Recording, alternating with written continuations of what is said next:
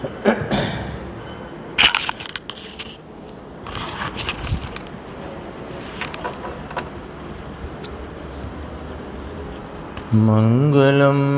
भगवान वीरो मंगलम गौतमो गणी मंगलम कुंद कुंदार्यो जैन धर्मोस्तु मंगलम सर्वमंगल मांगल्यम सर्वकल्याणकारकम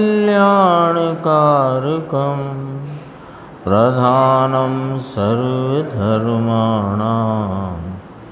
जैनं जयतु शासनम्। मैं नमो तीर्थनायक को, नमो ओंकार वाणी को, नमो उन कुंद प्रभु को जिन्होंने ओंकार धारण की। अहो उपकार जिनवर का, कुंद का दिव्य वाणी का, जिन कुंद ध्वनि दाता उन कहान स्वामी का।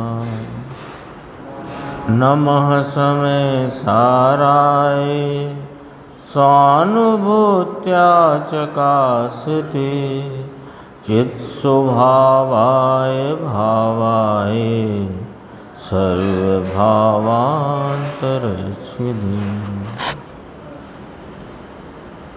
समय सार जी परमागम ग्रंथ है और इसके परिशिष्ट रूप से जो शक्तियों का वर्णन आचार्य अमृतचंद देव ने 47 शक्तियों का किया, उसमें 45वीं शक्ति की चर्चा आज गुरुदेव श्री के अपन ने ये 19/9/77 का व्याख्यान वो आधा चला उसमें सुनी।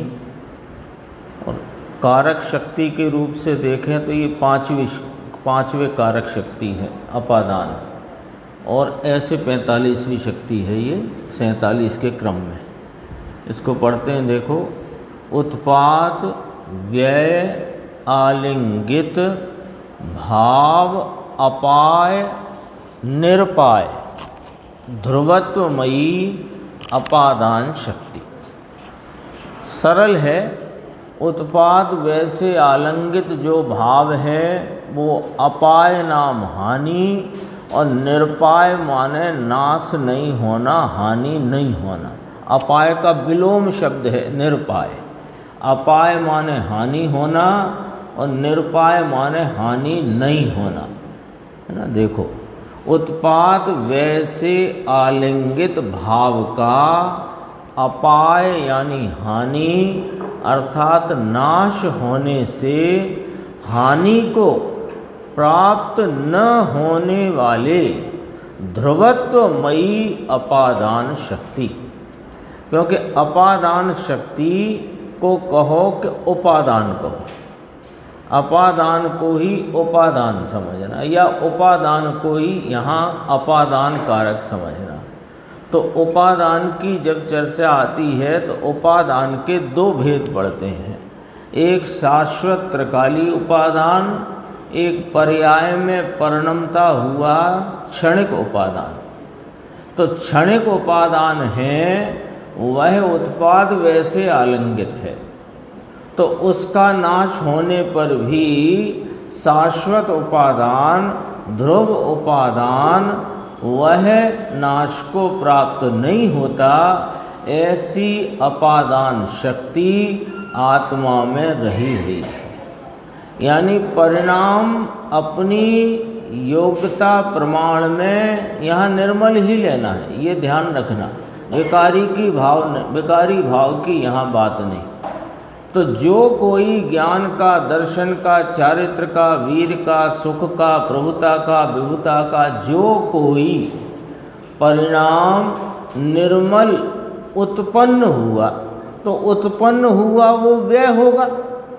जो उत्पन्न हुआ वो व्यय होगा। तो उत्पन्न हुआ वह अपने अपादान भाव से, और उसके व्यय हो जाने पर भी शाश्वत उपादान अर्थात अपादान कायम रहता है, ऐसी अपादान शक्ति आत्मा में है। इसको गुरुदेव ने कहा अपने व्याख्यान में स्पष्टीकरण में कि ये पंडित दीपचंद जी ने इसका जो वर्णन किया तो इस शक्ति को सबसे प्रधान शक्ति कहा। ये सब शक्तियों में प्रधान है। और देखा जाए तो गुरुदेव ने व्याख्या ही दीपचंद जी के आधार से प्रारंभ करी। वहीं से अपन देखते हैं, देखो इसी पेज पर नीचे की जो 6-8 पंक्तियां हैं। उत्पात व्यय से आलिंगित भाव, ये तो सबको स्पष्ट है। उत्पाद व्यय से आलिंगित भाव माने वर्तमान दशा। यहाँ निर्मल की बात है तो निर्मल ज्ञान दर्शन चारित्र सुख प्रभुता विभुता आदि की जो निर्मल पर्याय, वह पर्याय दशा अवस्था उत्पाद व्यय से आलिंगित है, वो ध्रुव से आलिंगित नहीं। तो वस्तु ही तो परिणमी है पर्याय में, लेकिन वस्तु पर्याय में परिणमी होने पर भी पर्याय का भाव वो उत्पाद व्यय रूपता से आलिंगित है, ध्रुवता से आलिंगित नहीं। और जो शाश्वत रूप वस्तु है, उसका गुण स्वरूप है, उसका जो स्वभाव है, वो ध्रुवता से आलिंगित है। इस प्रकार बात को समझाया यहाँ। उत्पाद वैसे आलिंगित भाव ये शक्ति प्रधान है, ये सब शक्तियों में मुख्य शक्ति है, अपादान शक्ति। दीपचंद जी ने इस शक्ति की बहुत महिमा की है। एक पद भी पढ़ा था गुरुदेव ने उसी में से। अध्यात्म पंच संग्रह में ज्ञान दर्पण नाम का एक छोटा लेख जैसा ही कहो, लेकिन वो पुस्तक ही है ज्ञान दर्पण। ये अपादान शक्ति मुख्य है, प्रधान है, ऐसा कहा है। क्योंकि उसमें, क्यों प्रधान कही? क्योंकि उसमें ध्रुव उपादान और क्षणिक उपादान दोनों इस अपादान शक्ति में से उत्पन्न होते। क्या बात है, ये क्या कहा? उत्पन्न होते हैं तो ध्रुव कैसे उत्पन्न होता है? दो बातें कही, ध्रुव उपादान और क्षणिक उपादान। ये दोनों उपादान इस अपादान शक्ति में से उत्पन्न होते हैं, ये वाली बात कही। तो ध्रुव कैसे उत्पन्न कहा? वो तो उत्पाद वैसे आलिंगित भाव नहीं है, लेकिन अपादान शक्ति का परिणमन जब हुआ तो वो अपादान शक्ति का अनंत गुणों में रूप है। तो ज्ञान का जो जानने रूपता का परिणाम हुआ, उसमें अपादान शक्ति का रूप है। तो वह ज्ञान का परिणाम अपने क्षणिक उपादान से हुआ और वह नष्ट हो गया, लेकिन ज्ञान स्वभाव ध्रुव रहा। ये अपादान शक्ति का कार्य है। क्या गजब की बात है। ख्याल में आई बात? दोबारा से, ध्रुव उपादान और क्षणिक उपादान दोनों इसमें से माने अपादान शक्ति में से उत्पन्न होते हैं। इससे सिद्धि होती है। किसकी सिद्धि होती है? इस अपादान शक्ति से ज्ञान के शाश्वतता की और ज्ञान के परिणमन भाव की, दोनों की सिद्धि इस अपादान शक्ति से होती। ये वस्तु का कोई अजब गजब स्वरूप है। देखो दोबारा से ये बात समझने, यहाँ से समझा ना तो पूरा समझ में आ जाए, क्योंकि मूल बात ये है। अपादान शक्ति का कार्य क्या, अपन इधर से चलते हैं, ऊपर पढ़ के आए थे। अपादान शक्ति का स्वरूप क्या, अपादान शक्ति का कार्य क्या, कि उत्पाद व्यय से आलिंगित भाव का होए हानि, तो भी शाश्वत भाव की हानि नहीं होए, ऐसी ध्रुवत्व स्वरूप अपादान शक्ति। उत्पाद वैसे आलंगित माने उपजने विनसने वाले एक समयवर्ती परिणाम का उत्पन्न होकर नष्ट हो जाने पर भी उसका जो स्वरूप है, उस पर्याय का जो गुण स्वरूप है, उसका जो शाश्वत गुण भाव है, वो ध्रुवपने शाश्वत रहे, ऐसा ये अपादान शक्ति का कार्य है। देखो ऊपर देखो, उत्पाद वैसे आलंगित भाव का अपाय नाम हानि, यानी कि नाश होने से हानि को प्राप्त। अब मूल भाव क्या खड़ा हो रहा है? हानि को प्राप्त नहीं होने वाले ध्रुवत्वमयी अपादान शक्ति। तो इसका कार्य क्या सिद्ध हुआ अपादान शक्ति का? कि उत्पाद वैसे वर्तने वाले एक समयवर्ती परिणाम के उत्पन्न होकर नष्ट हो जाने पर भी उसका जो स्वरूप रूपता का ध्रुव भाव है, वो नष्ट नहीं होने रूपता की अपादान शक्ति। तो एक अपादान में एक अपादान में से दो उपादान खड़े हुए, एक क्षणिक उपादान और एक त्रैकालिक ध्रुव शाश्वत उपादान। आ गई बात? नीचे वही बात चलती थी। उसमें ध्रुव उपादान और क्षणिक उपादान दोनों इसमें से नाम अपादान शक्ति में से उत्पन्न होते हैं। इससे इसकी सिद्धि होती है। क्या कहा? दोबारा, ध्रुव उपादान जो त्रिकाली गुण हैं वह ध्रुव उपादान है। घटाएंगे, अभी ज्ञान पे घटाएंगे गुरुदेव, श्रद्धा पे भी घटाएंगे, अपन एकाध उसको भी देखेंगे। ध्रुव उपादान जो त्रिकाली गुण है वह ध्रुव उपादान है। बात पकड़ में आई? Point clear? जो ज्ञान गुण है आत्मा का, वो त्रिकाल रहता है कि नष्ट होता है? त्रिकाल रहता है। तो वो उसको क्या कहेंगे? ध्रुव उपादान। ठीक है। और वर्तमान किसे कहेंगे? कि उस ज्ञान गुण का वर्तमान में एक समयवर्ती होता हुआ जो व्यक्तता का जानने रूप भाव, पर्याय, कार्य, दशा, हालत, अवस्था, ये कितने समय रहती है? एक समय। एक समय रहती है माने उत्पन्न होकर विनष्ट होती है। तो ये जो एक समय रहता हुआ जो भाव है वो क्षणिक उपादान, और शाश्वत रहता भाव वो ध्रुव उपादान। क्लियर? देखो, ध्रुव उपादान जो त्रिकाली गुण है वह ध्रुव उपादान है, और वर्तमान जो यह कहा परिणाम रूप उत्पाद वैसे आलंगित वर्तमान पर्याय वह क्षणिक उपादान है। अरे क्षणिक उपादान और ध्रुव उपादान तुम्हारे तो चौपड़ों में भी ये बात मिले नहीं, कोई सी में भी। आगे देखते हैं, देखो और स्पष्टता आएगी।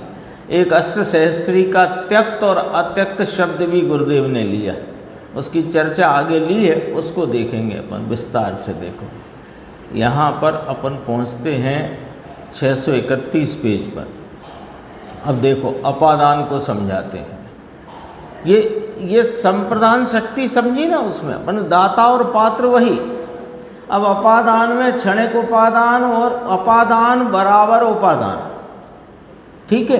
तो जैसे उपादान अपन समझते हैं दो प्रकार के कहे गए, त्रैकालिक ध्रुव उपादान, क्षणिक उपादान, ऐसे अपादान के भी दो भाव।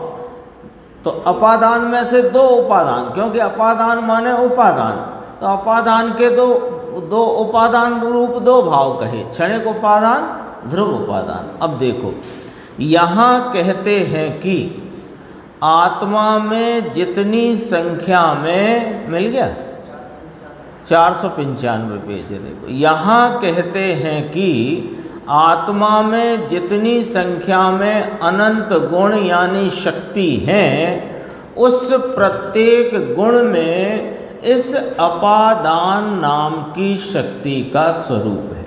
ये तो है ही। तो इसका स्वरूप इस प्रकार है कि जिस कारण से किस कारण से? अपादान नाम की शक्ति का रूप ज्ञान गुण है उसमें है, दर्शन गुण है उसमें है, अनंत गुण है उसमें है।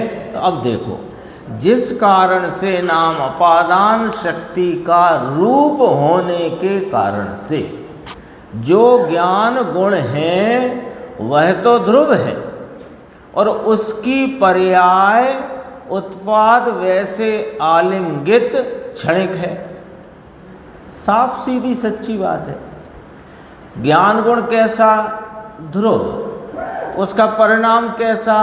क्षणिक। ज्ञान गुण ध्रुव क्यों?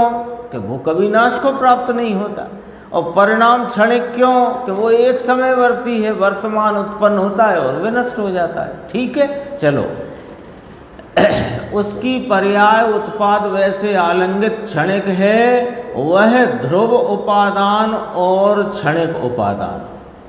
ये यहाँ अपादान के दो भेद, अपादान के दो भेद, क्योंकि अपादान शक्ति कारक रूप शक्ति है।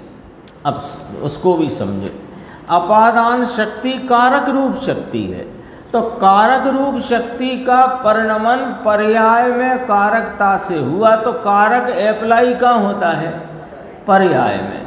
तो वह कारक अपादान कारक पर्याय में इस प्रकार एप्लाई होता है, यानी इस प्रकार से वह बरतता है कि ज्ञान गुण में उसका रूप। अब ज्ञान का जो जानने रूप परिणाम हुआ, वो परिणाम जानने का उत्पन्न होकर विनष्ट हो जाए, लेकिन जानने का स्वभाव कायम रहे, ऐसा इस अपादान शक्ति का कार्य है। ये अपादान शक्ति का कार्य भाई, उत्पन्न हुआ विनष्ट हुआ, तो ज्ञान ने जानना किया और चला गया। अब ज्ञान कहाँ गया? कि अरे ज्ञान शाश्वत है, ज्ञान कहीं ना गया, तो कहीं ना जाने दे और उत्पन्न होकर विनष्ट होता रहे परिणाम। क्योंकि कारक तो कहाँ प्रवृत्त हो रहा है? कि पर्याय, पर्याय में, परिणमन में। तो पर्याय में किस प्रकार प्रवृत्त है अपादान का परिणमन, या अपादान शक्ति का रूप जो ज्ञानादि गुणों में व्याप्ता है, तो उसमें अपादान शक्ति किस प्रकार परिणमित है? कि वो जिस गुण का जो कार्य है, वो कार्य एक समय में उत्पन्न होकर विनष्ट हो जाने पर भी उस भाव को त्रिकाल शाश्वत रखता है। ये अपादान शक्ति का कार्य, इसलिए ये प्रधान शक्ति कही। ये वस्तु के स्वरूप को सिद्ध करती हुई शक्ति है। उत्पाद व द्रव्युक्तम सत है ना, तो सत में सत की सिद्धि है ना। ऐसे अपादान शक्ति अपने परिणमन रूपता के द्वारा इस वस्तु के स्वरूप को सिद्ध करती है, त्रिकाली उपादान को और क्षणिक उपादान को। देखो, अपादान में से दो उपादान निकलते हैं। सम्यक ज्ञान की पर्याय, सम्यक ज्ञान की पर्याय हुई, पर्याय कितनी टिकेगी? एक समय। और ज्ञान जो है वो कितना टिकता है? अनादि अनंत, ध्रुव। देखो, सम्यक ज्ञान की पर्याय कोमा, तो अब यहां समझाते हैं। ज्ञान त्रिकाल है, वह ध्रुव उपादान है, और उसमें अपाय नाम की शक्ति के कारण यह ध्रुव उपादान, अपाय नाम की शक्ति माने अपादान है ना, तो अपादान में अपायपना यानी वो नाश को प्राप्त हो परिणाम। तो उसके अपाय नाम की शक्ति के कारण यह ज्ञान त्रिकाल ध्रुव उपादान कायम रहकर वर्तमान सम्यक दर्शन ज्ञान आदि ज्ञान की सम्यक पर्याय उत्पन्न होती है। वह पर्याय उत्पाद वैसे स्पर्शित है, ध्रुव को स्पर्शित नहीं है, ऐसी बातें हैं। याद आया? ये पंक्ति सुनकर कुछ याद आया? पर्याय उत्पाद वैसे स्पर्शित है, ध्रुव को नहीं स्पर्शित। 18, 19, 20 बोल अलिंग ग्रहण के आ गई याद, यही भाषा है वहाँ। अपादान शक्ति, इसमें दो उपादान, क्षणिक उपादान, ध्रुव उपादान। तो एक तो इधर से कहना कि क्षणिक उपादान रूप ज्ञान, दर्शन, श्रद्धा, चारित्र आदि के निर्मल परिणाम वर्तमान उत्पन्न होकर विनष्ट हो जाते हैं, किंतु ध्रुव उपादान स्वरूप गुण स्वभाव वस्तु शाश्वत रहती है। एक इस तरफ से कहा, अब इस तरफ से कहते हैं ज्ञान, दर्शन, श्रद्धा, गुण आदि ध्रुव उपादान स्वरूप त्रिकाल जो कायम रह कर के अपनी ज्ञान, दर्शन, श्रद्धा, चारित्र आदि के वर्तमान परिणाम में उत्पन्न होकर नष्ट हो जाने पर भी कायम रहते हैं, ऐसी वह वर्तमान अवस्था जो उत्पन्न होकर विनष्ट होती है, वो उत्पात व्यय से स्पर्शित है, ध्रुव से स्पर्शित नहीं। ये अपादान शक्ति उसको कायम रखती है, ऐसा कहा। ऐसी बातें हैं भाई। और देखो नीचे इसी की 4 पंक्ति छोड़कर, उत्पात व्यय से स्पर्शित ज्ञान की वर्तमान निर्मल पर्याय उत्पात व्यय से स्पर्शित है, तथापि उस उत्पाद व्यय का नाश होने पर भी ध्रुव उपादान कायम रहता है। ये अपादान शक्ति का काम है। अब तो स्पष्ट हो गई, 5-7 बार बात आ गई है ना। अंकुर भाई समझ में आई, निर्देश भाई क्या क्या इसमें निकला? आप थोड़े से विलंब से आए तो समझ लो, कोई कठिन ज़्यादा नहीं नुकसान हुआ है।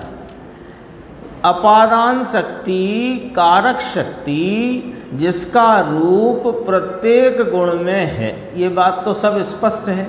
तो प्रत्येक गुण में अपादान शक्ति का रूप होने से प्रत्येक गुण का जो निर्मल कार्य, ज्ञान का जानने रूप, श्रद्धा का श्रद्धा स्वरूप, चारित्र का लीनता रूप, आनंद का सुख स्वरूप, ऐसा जो कार्य वर्तमान वो उत्पन्न होकर विनष्ट हो जाने पर भी आनंद, ज्ञान, दर्शन, चारित्र, श्रद्धा आदि भाव वे कायम रहते हैं, वे नाश को प्राप्त नहीं होते, वे अपनी ध्रुवता से रहते हैं। ऐसी अपादान शक्ति, इसमें 2 भाव खड़े हो गए, एक ध्रुव उपादान, एक क्षणिक उपादान। क्षणिक उपादान रूपता से वर्तमान परिणाम की उत्पत्ति विनष्ट होने पर भी उसके ध्रुवता पर आँच नहीं, ये उसका ध्रुव उपादान। सरल बात। और ये बात समझ में आई तो पूरी वस्तु का स्वरूप समझ में आता। इसलिए कहा ये शक्ति शक्तियों में प्रधान है। देखो इस 2 पंक्ति छोड़ दी मैंने, उपादान निमित्त के झगड़े व्यवहार ने 5 पॉइंट हैं, सबको पता है झगड़े के 5 पॉइंट। 5 झगड़े सोनगढ़ के सामने आते हैं, उपादान निमित्त व्यवहार निश्चय क्रम मत। ये झगड़े के कारण से बात यहाँ नहीं आती। क्यों नहीं आती? यहाँ बात होनहार नहीं है। होनहार हो तो झगड़ा नहीं पड़े, समझ में आए। नीचे आ गए अपन। तेरी पर्याय में अवस्था वर्तमान दशा में ज्ञान की पर्याय ज्ञान जानने रूप उत्पन्न होती है, उसमें अपादान नाम की शक्ति का रूप है। इस कारण से ज्ञान की पर्याय निर्मल उत्पन्न हो, वह उत्पाद वैसे आलंगित है। पर्याय किससे आलंगित है? उत्पाद वैसे आलंगित है। वो ध्रुव से आलंगित नहीं। और उस पर्याय का अभाव होने पर भी ध्रुव उपादान कायम रहता है। ये अपादान शक्ति का कार्य है। समझ में आया? ये एक गुण के ऊपर लगाया, ऐसे हर गुण पे लगा लो, प्रत्येक गुण पे लगाया जा सकता है। जैसे ज्ञान पे लगाया, श्रद्धा पे, चारित्र पे, सुख पे, प्रभुता पे, विभुता पे, जिस पे लगाओ ऐसा ही है। नीचे आना, इसी पेज पे है, देखो जो बोल्ड अक्षर है उसके थोड़े से नीचे। ये पर्याय जो है वर्तमान निर्मल पर्याय उत्पन्न हुई, वह व्यवहार से नहीं हुई, वो निमित्त से नहीं हुई, ये ध्रुव उपादान से उत्पन्न हुई है। ध्रुव उपादान में अपादान कारक से उत्पन्न हुई। समझ में आई बात? कहते हैं ना ये जानने की पर्याय कहाँ से आई? जानने रूप ध्रुव स्वभाव में से आई। तो ध्रुव स्वभाव में से आई तो कैसे आई? पहले क्यों ना आई? बात ख्याल में आई कि नहीं आई? देखो, अपन कोई कार्य हो, सोने में पीलेपन रूप व्यक्तता है, तो पीलेपन रूप व्यक्तता है, वो पीलेपन रूप व्यक्तता उसके वर्ण गुण के ध्रुव भाव में से आई। ठीक है? ऐसे अपने जानने की अवस्था कहाँ से आई? कि अपने जानने के ध्रुव स्वभाव में से आई। श्रद्धा का परिणाम, सम्यक श्रद्धा रूप परिणाम, वो कहाँ काय में से आया? अपादान। अपादान समझ गए ना? दोबारा से, कर्ता ने कर्म को करण से संप्रदान के लिए अपादान में से, अपादान में से, तो किसमें से? किसमें से आई पर्याय? जानने की पर्याय किसमें से आई? कि ज्ञान गुण में से आई। ज्ञान गुण कैसा? ध्रुव। श्रद्धा की पर्याय काय में से आई? श्रद्धा गुण में से आई। तो श्रद्धा गुण कैसा? ध्रुव। तो ध्रुव को ध्रुव उपादान समझो। ध्रुव उपादान, श्रद्धा गुण ध्रुव उपादान, ज्ञान गुण ध्रुव उपादान, चारित्र गुण ध्रुव उपादान। तो चारित्र की निर्मल वीतरागी पर्याय आई तो काय में से आई? कि चारित्र गुण जो ध्रुव उपादान है उसमें से आई है, उसमें से आई है। तो पहले क्यों नहीं आई? कि अपादान कारक के परिणमन से आई है। तो अपादान कारक का परिणमन ने क्या किया?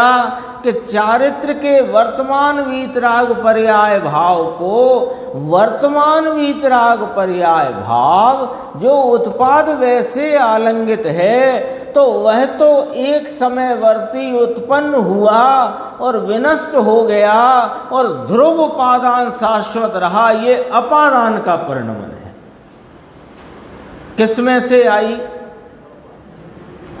ध्रुव उपादान में से आई, है ना? अभी इसको थोड़ा और बारीकी में जाएंगे तो पर्याय पर्याय में से आई। वो कैसे घटित होगा कि वो भी बात कर लेंगे, उसमें भी कोई दिक्कत नहीं। अभी पहले इतना समझोगे तब वो बात समझेंगे। आई कहाँ से? कि चारित्र की वीतरागी पर्याय आई कहाँ से? कि चारित्र गुण का जो त्रैकालिक भाव है उसमें से आई। तो पहले क्यों नहीं आई? कि जब अपादान शक्ति का उस भाव रूपता से, उस कारक पने से परिणमन हुआ, तो वह उत्पाद वैसे आलंगित वीतरागी पर्याय आई तथापि चारित्र भाव शाश्वत रहा। एक आती न बात कि केवल ज्ञान अनंत काल केवल ज्ञान, ज्ञान गुण में से आता रहे तो ज्ञान गुण ही ना हो जाएगा? कि ना ना ना। या अभी ज्ञान बहुत कम कम निकल रहा है, अभी व्यक्तता कम है ना ज्ञान की क्षयोक्षम दशा में, तो अभी कम व्यक्तता है तो अंदर बहुत भरा हुआ है, और केवल ज्ञान हो जाएगा तो अंदर जगह खाली हो जाएगी। कि नहीं नहीं, अपादान शक्ति कितनी गजब की। ये गुरुदेव कहते हैं ऐसी बातें अब समझ में आया। ये तत्व की स्थिति ऐसी है, वस्तु की शक्ति और परिणति वस्तु की मर्यादा है। जिसे तत्व ज्ञान की खबर नहीं उसे धर्म किस प्रकार होगा? बोलो। तत्व ज्ञान का पता नहीं, कर्मों का बंध कैसे, विच्छुति कैसे, उत्कर्षण कैसे, अपकर्षण कैसे, संक्रमण कैसे, दुनिया भर की बातें पता है। जम्बू द्वीप और वो लवण समुद्र और स्वयंभू रमण तक की बातें पता है, और सब वस्तुओं की भक्ष्य की अभक्ष्य की मर्यादाएं पता है। तत्व ज्ञान का डब्बा गोल, धर्म नहीं होगा, धर्म नहीं होगा, क्योंकि तत्व ज्ञान बिना धर्म नहीं होता है। तत्व ज्ञान में क्या आया? 6 द्रव्य 5 अस्थि का है, 9 7 तत्व 9 पदार्थ, इनका स्वरूप समझे बिना धर्म नहीं होता है। सीधी सच्ची बात है। देखो और थोड़ा सा आगे, ऐसे तो हो गया, लेकिन ये जो आया है, जो गुरुदेव ने लिया है पद, वो उसके मैं पढ़ देता हूँ बोल्ड अक्षर, और त्यक्त और अत्यक्त का लेना है अपने को। फिर हाँ, बस यहाँ तक ही याद चला था, ये थोड़ा सा बोल्ड वाले पढ़ देता हूँ मैं। देखो इसमें आगे आए, अपादान शक्ति का दूसरा अर्थ अपादान, उपादान है। अपादान शक्ति का दूसरा अर्थ उपादान है। देखो, अपनो अखंड पद सहज सुथिर महा, ये अपनो अखंड पद सहज सुथिर महा, सहज माने स्वाभाविक ध्रुव रूप है, इतना कहा। अपनो अखंड पद सहज सुथिर महा, करे आप ही ते, यही अपादान है। अपना जो ध्रुव स्वरूप स्वभाव रूप अखंड भाव है, वो उस भाव को, वर्तमान भाव को स्वयं से ही करता है। करें आप ही ते, यही अपादान है। फिर कहा सास तो क्षणिक उपादान, करे आप ही ते। सास तो माने शाश्वत, क्षणिक माने वर्तमान पर्याय। 2 उपादान खड़े हो गए, शाश्वत उपादान, क्षणिक उपादान। तो शाश्वत क्षणिक उपादान करे आप ही ते। गुरुदेव ने कहा शाश्वत और क्षणिक उपादान आप ही ते, पर से नहीं, व्यवहार से नहीं, निमित्त से नहीं। यहाँ आप वो बात कर लेते हैं, वो जो बात कह रहा था, चारित्र की वीतरागी पर्याय हुई, वो हुई चारित्र नाम के ध्रुव उपादान में से। अब फिर पर्याय का अपादान पर्याय कैसे, वो भी तो समझना पड़ेगा। ये तो ध्रुव को उपादान या ध्रुव को अपादान कहा कि पर्याय में ही उस ध्रुवता का, ध्रुव रूप से रहे हुए स्वभाव का अंश रूप भाव व्यक्त हुआ है।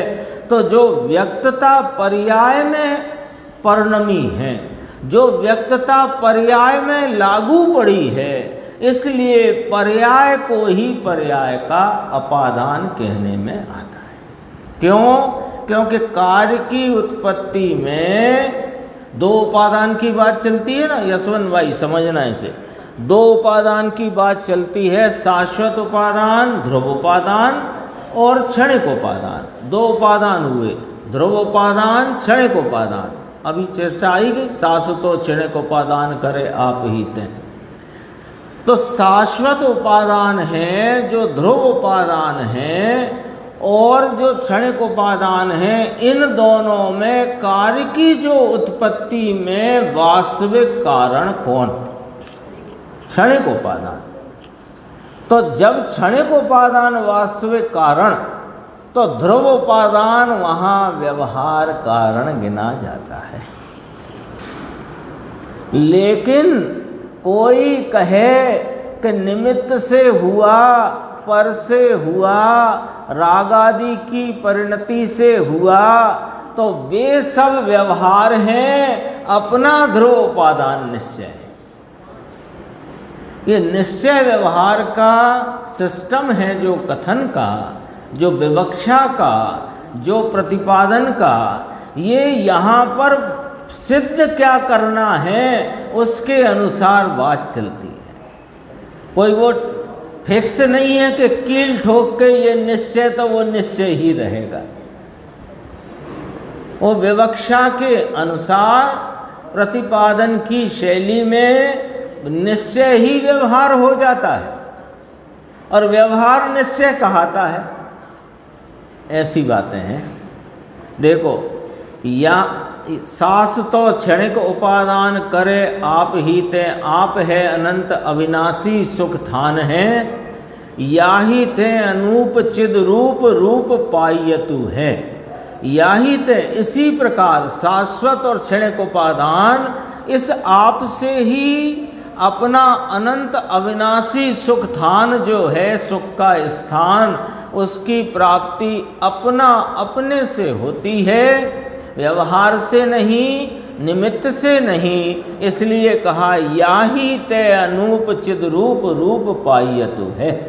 इस ही से अपना अनूप चिद्रूप रूप की प्राप्ति पर्याय में होती है। नीचे और लिया है, देखो, बस यहाँ तक पढ़ना था अपने को। या ही ते अनूप चिद्रूप रूप पायतु है, याते सब सकति में परम प्रधान है। ये अपादान शक्ति सर्व शक्तियों में परम प्रधान शक्ति कही है। ये त्यक्त और अत्यक्त की चर्चा भी आई थी, 2 मिनट में देखते हैं अपन। देखो, पेज नंबर 635 आ गया है, वहाँ 500 तक पहुँच गई होगी बात, 499। चलिए, द्रव्य का त्यक्त स्वभाव, 2 शब्द आए हैं, एकदम शब्द का भाव पकड़ लो, पूरी चर्चा समझ में जल्दी से आ जाएगी। त्यक्त माने जो छूट जाता है, अत्यक्त माने जो नहीं छूटता। तो क्या छूट जाता है कि पर्याय का भाव छूट जाता है, और द्रव्य स्वभाव गुण स्वभाव वह नहीं छूटता। तो वो से क्या कहेंगे, अत्यक्त, और छूट जाता है पर्याय का भाव, उसे कहेंगे त्यक्त। तो देखो, द्रव्य का त्यक्त स्वभाव तो परिणाम रूप व्यतिरेक स्वभाव है। 2 शब्द आ गए। द्रव्य तो शब्द नया है, वो नया नहीं है, सबको परिचय में है।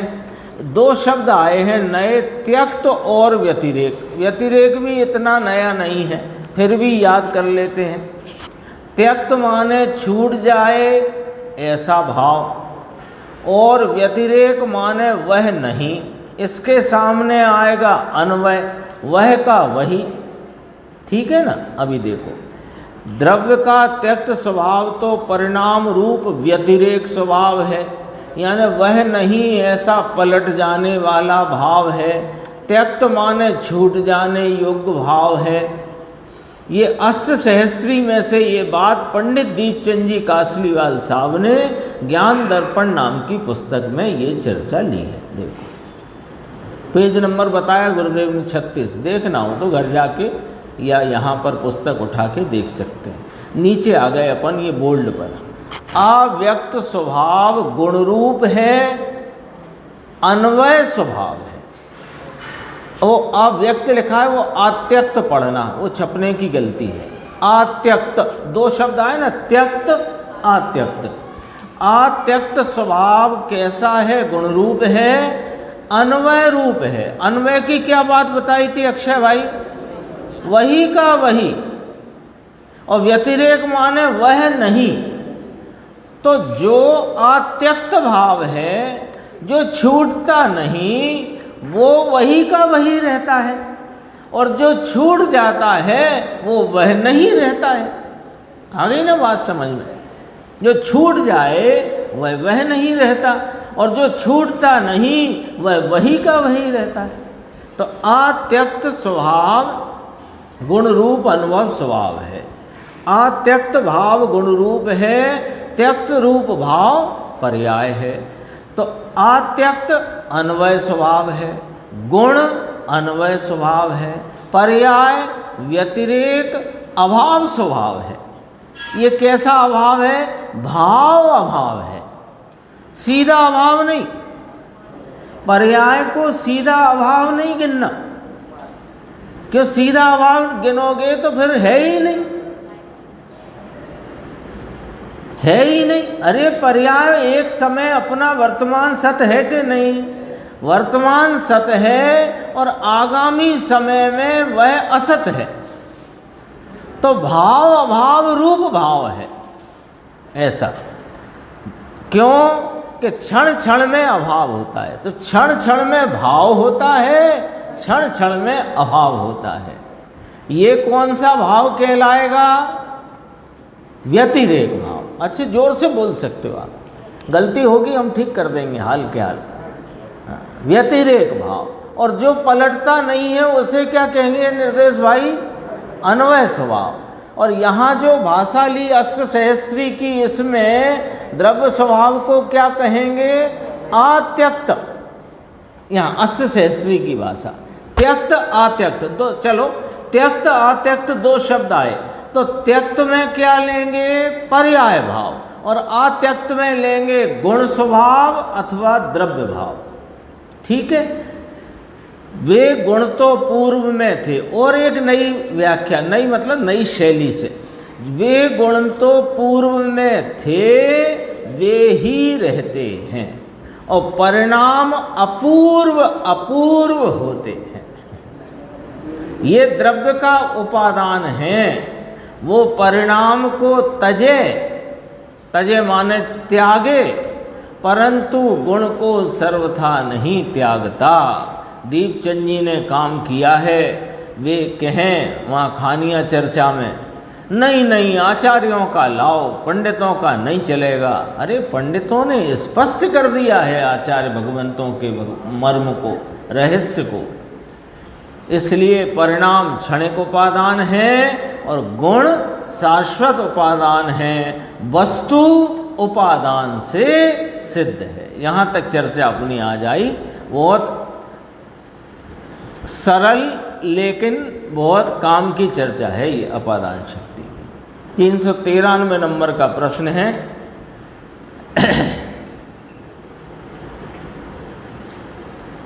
यद्यपि विषय बदलता है पर फिर भी नहीं बदलता है। मतलब अब अपनी तो पुस्तक ही बदल गई, तो पुस्तक बदल गई, विषय बदल गया, फिर भी नहीं बदला, क्योंकि चर्चा वही की वही, चर्चा कोई दूसरी आती नहीं अपने पास, इसलिए कोई चिंता की बात नहीं। 393 प्रश्न है, यदि राग से यानी इच्छा से, ऐसे समझो, समझने के लिए सरल पड़ेगा। प्रश्न की भाषा तो इस प्रकार है, यदि राग से पर द्रव्य में कोई फेर फार नहीं कर सकते, यानी यदि इच्छा से पर द्रव्य में कोई परिवर्तन फेर फार नहीं कर सकते, तो ज्ञानी जीव पर द्रव्य में फेर फार यानी परिवर्तन करने का राग यानी इच्छा क्यों करता है? ये प्रश्न है। प्रश्न समझ में आया? दोबारा देखो, प्रश्न का भाव समझते हैं। यदि ज्ञानी जानते हैं, ज्ञानी किसे कहते हैं? कि ज्ञानी स्वयं पर तत्वों के सम्यक श्रद्धानी होते हैं। वे आत्मा के और अनात्मा के सच्चे स्वरूप को जानने वाले और मानने वाले होते हैं, इसलिए उन्हें ज्ञानी कहते हैं।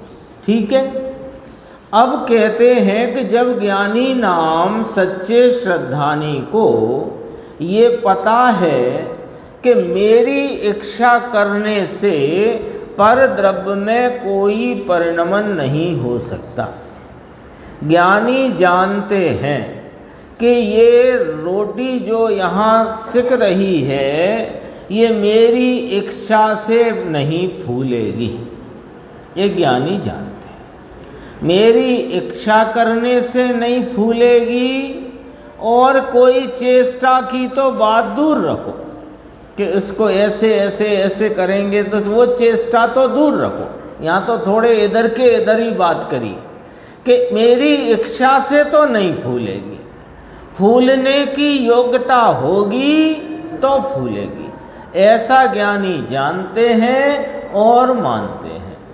फिर भी ज्ञानी रोटी सेंकते समय उसके फूलने की इच्छा क्यों करते हैं?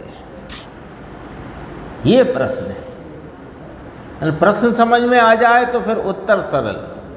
अब देखो इसका उत्तर, प्रश्न में कोई दिक्कत तो नहीं अक्षय भाई, कोई दिक्कत तो नहीं? प्रश्न आ गया ख्याल में बराबर कि जब इच्छा से कार्य होता ही नहीं तो कार्य के परिवर्तन रूप जो इच्छा है वो कर ही क्यों रहे हो आप, ये पूछा गया है।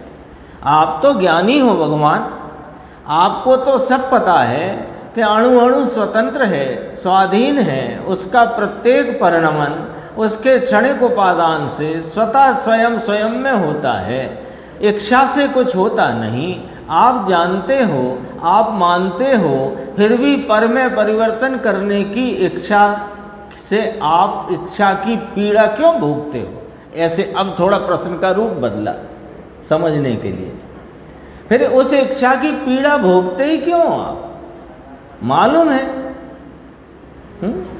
आपको मालूम है कि बाहर एक चिड़िया धूप में एकदम परेशान होकर यहाँ गिर पड़ी।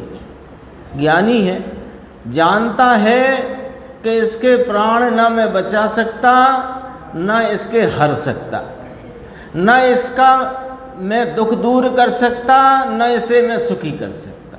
फिर भी आप उसको उसकी पीड़ा मिटाने के लिए अथवा उसके प्राण बचाने के यत्न रूप राग से अथवा उसकी इच्छा से आप क्यों परिणमते हो? आप तो ज्ञानी हो ना। तब उसका जवाब देखो, ये बात जो कही राग से, तो अपन अपनी सरल भाषा में बोले इच्छा, राग से तो यानी इच्छा से तो पर द्रव्य में परिवर्तन यानी फेर फार हो सकता ही नहीं। ये तो वस्तु नियम है, तो वस्तु नियम है। फिर भी ज्ञानी को निर्बलता से राग आता है, एक पॉइंट। तथापि उस राग का वह कर्ता नहीं होता, दो पॉइंट। उसको गे बनाकर ज्ञाता रहता है, तीन पॉइंट। तीन पॉइंट में जवाब है। चिड़िया गिर गई थी, वहीं चलते अभी बात करी थी। चिड़िया धूप से गर्मी से व्याकुल होकर पेड़ पर बैठी थी, अचानक नीचे आकर गिर पड़ी और थोड़ी उसको चोट भी हो गई, पीड़ा भी है। अब ज्ञानी जीव धर्मात्मा यहाँ से निकले और उस चिड़िया की उस अवस्था को देखकर उसको उठाकर उसको छाँव में पहुँचाने का, उसकी पीड़ा मिटाने की इच्छा राग उनको परिणमित हुआ। वो चेष्टा वेष्टा दूर करो, अभी तो अपन इधर की बात करते हैं ना। राग हुआ, इच्छा हुई उसके प्राण बचाने की और पीड़ा मिटाने की। नहीं देखना मुकेश जी, सुनना जरा। तो अब यहाँ तीन बातें उसी दृष्टांत पे कि ज्ञानी को श्रद्धान है कि मेरी इच्छा से न इसकी पीड़ा मिटेगी, न इसके प्राण बच सकते, न हर सकते, ये उसका श्रद्धान है। तथापि फिर भी निर्बलता के कारण उसको राग आया है। किसकी निर्बलता? खुद की कमजोरी, स्वयं के पुरुषार्थ की हीनता। इस कारण से वहाँ उनको ज्ञानी को राग आया है। तथापि वे राग के कर्ता नहीं होते, उस इच्छा भाव के कर्ता नहीं होते। तो कर्ता नहीं होते और राग आया है, तो राग का किया क्या कि राग को जान लिया। कैसे कि राग उस समय की ज्ञान अवस्था का गे रहा, तो उसको कहने में आया, गे बनाकर ज्ञाता रहता है। बोलो देखो, ज्ञानी की है ना, ये चैप्टर कौन सा चलता है? ज्ञानी साधक की अंतर्बाह्य दशा। अगला प्रश्न 94। ज्ञानी सारे दिन शास्त्र वांचन उपदेश आदि करता हुआ दिखाई देता है, तो भी आप कहते हो कि ज्ञानी राग को नहीं करता, इससे क्या समझना चाहिए? ज्ञानी तो राग का करता है नहीं, अभी पढ़ा। राग का वह करता नहीं होता, उसको ज्ञेय बनाकर ज्ञाता रहता है ना। ऊपर अपन ने, अब ये नीचे के प्रश्न है तो ऊपर के दृष्टांत में वो चिड़िया की जगह ज्ञानी को लगा लो कि ज्ञानी जानता है कि मेरे समझाने से कोई नहीं समझ सकता, तत्व ज्ञान मैं किसी को दे नहीं सकता, या उसकी समझ में तत्व ज्ञान का परिणमन ज्ञान रूप में करा नहीं सकता, फिर भी कमजोरी से समझाने का राग आता है, तथापि वह राग का कर्ता नहीं होता। उस राग को वह अपने ज्ञान भाव में जानता है, ज्ञाता है। ठीक है ना। अब इसी का प्रश्न बन गया कि ज्ञानी सारे दिन शास्त्र वांचन उपदेश आदि करता हुआ दिखाई देता है, तो भी आप कहते हो ज्ञानी राग को नहीं करता, इससे क्या समझना चाहिए? उत्तर, राग आता है अवश्य, किंतु ज्ञानी तो उस राग का मात्र जानने वाला है। आत्मा को जानता होने से, देखो एक पॉइंट हो गया, राग आता है अवश्य, किंतु ज्ञानी तो उस राग को मात्र जानने वाला है। ये एक बात पूरी। ठीक है। अब दूसरी, आत्मा को जानता होने से स्वयं प्रकाशक ज्ञान समय समय पर होता है, क्योंकि वह स्वयं को जानता है, स्वयं को पहचानता है, इसलिए उसके स्वयं पर प्रकाशक ज्ञान परिणमन में स्वयं प्रकाशकता रूपी भाव, जानने का स्वयं प्रकाशकता का भाव समय समय पर होता है। और उसी समय जो राग होता है उसको भी जानता है, फिर भी उस राग का स्वामी नहीं होता। स्वयं प्रकाशकता उसको वर्त रही है और स्वयं पर प्रकाशक ज्ञान के पर प्रकाशक पने में वर्तता हुआ राग भी उसके ज्ञान में जानने में आ रहा है, लेकिन उस राग का वह स्वामी नहीं है। स्वामी किसका है? कि वह तो अपने स्वयं स्वरूप का ही स्वामी है। ज्ञानी राग को किस रूप जानता है? कि परगेय रूप से। ये स्वयं पर प्रकाशकपना घटा है ना। ज्ञान का स्वरूप क्या? स्वयं पर प्रकाशक। स्वयं पर प्रकाशकपना वास्तविक किसको? कि ज्ञानी को। किस प्रकार के ज्ञानी स्वयं को स्वयं पहचानता है और पर को पर जानता है, इसलिए उसके स्वयं पर प्रकाशक ज्ञान में स्वयं स्वरूप स्वरूप से प्रति समय जानने में आता है, और रागादि भाव से लेकर के रागादि भाव और सारे निमित्त आदि पर पदार्थ परगेय रूप से जानने में आते हैं। तो रागादि भाव को परगेय रूप से जानता है। अब देखो यहाँ तक क्या बात आई? राग आता है अवश्य, लेकिन राग को ज्ञानी मात्र जानता है, करता नहीं। तो अब तक क्या बात आ गई? राग आता है लेकिन राग का स्वामी नहीं होता, राग को परगेय रूप जानता है। यहाँ तक बात आई। अब टीटू भाई थोड़ी बात आगे बढ़ गई। वास्तव में तो उस राग संबंधी जो अपना ज्ञान है, उस ज्ञान को वह जानता है, राग को नहीं जानता है।